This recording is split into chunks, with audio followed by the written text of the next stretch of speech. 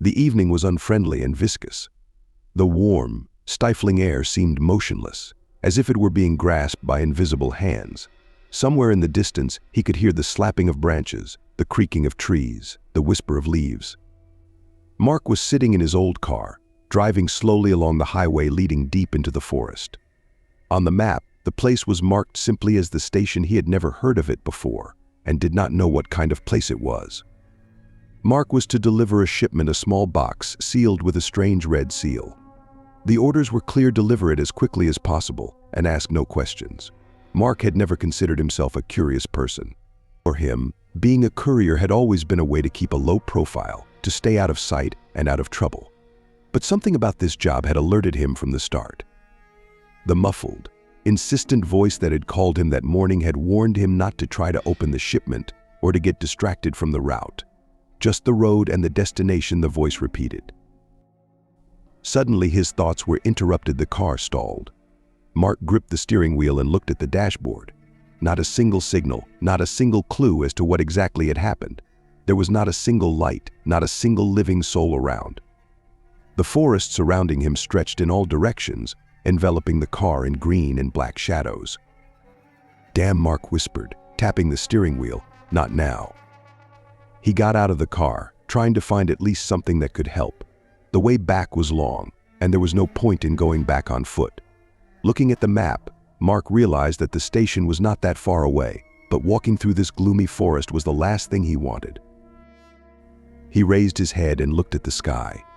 The wind had picked up. The sky became heavy and dark, ready to break into a storm. Suddenly, a light appeared in the distance, a single light flickering among the trees. A house? A farm? Or a train station, maybe? Deciding he had no other choice, Mark locked the car, picked up the box, and headed toward the light. As he got closer, the lights became clearer. It was a small house, hidden among the trees. Old, slanted, with mossy walls, it looked abandoned, but a dim light still shone from one window. Mark paused for a moment, considering his actions. He wasn't sure if he should enter this house, but he had no other options. Walking up the porch, Mark knocked on the door. At first there was silence, but after a few seconds he heard rustling inside. The door slowly opened, and an old woman appeared on the threshold. Her face was covered with wrinkles, and her eyes, although dull, seemed tenacious and penetrating. "What do you want?" Her voice was quiet but stern. My car stalled. I saw the light and thought maybe you could help," Mark explained quickly. "This isn't the place to help," the woman shook her head. "But you can come in. It's going to rain soon." Mark stepped inside, feeling the cold wind on his back. The inside of the house was even stranger. Old, dusty paintings, dark furniture, and candles burning in every corner created the atmosphere of an abandoned temple.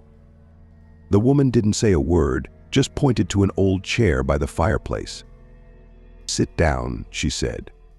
"There's going to be a storm soon." Mark sat down, feeling fatigue creeping up on him. It all seemed surreal to him. The silence of the house and the strange atmosphere were weighing on him. He glanced at the woman out of the corner of his eye. She was walking around the room, muttering to herself, occasionally stopping and looking out the window. "This place. Has it always been like this?" Mark couldn't help but ask. "This place is older than you can imagine," the woman answered quietly, without turning around. "It all begins and ends here." Her words sounded ominous, and Mark felt a slight chill down his spine. He was considering whether to continue the conversation, when suddenly the woman stopped in front of him. "You brought the cargo, right?" Mark froze. "How did you know?" "You're not here of your own free will. You brought it here. It's not just like that."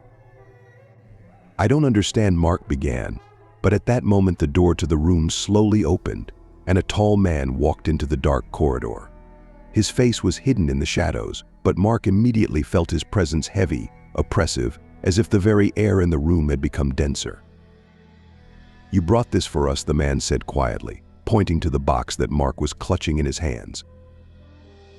"I don't know what it is. I was just told to deliver." You don't need to know. Your role is over. You were just a go-between. Before Mark could answer, he felt the air around him become thick, as if he had fallen into a viscous, oppressive substance. The man approached him, and everything that happened next was blurry and terrible. Mark felt his consciousness plunging into the abyss, and his body becoming light and weightless. When he came to, the house was empty.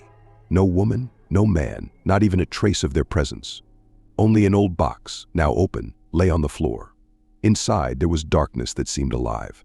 Mark tried to run, but he realized that this was not just a house.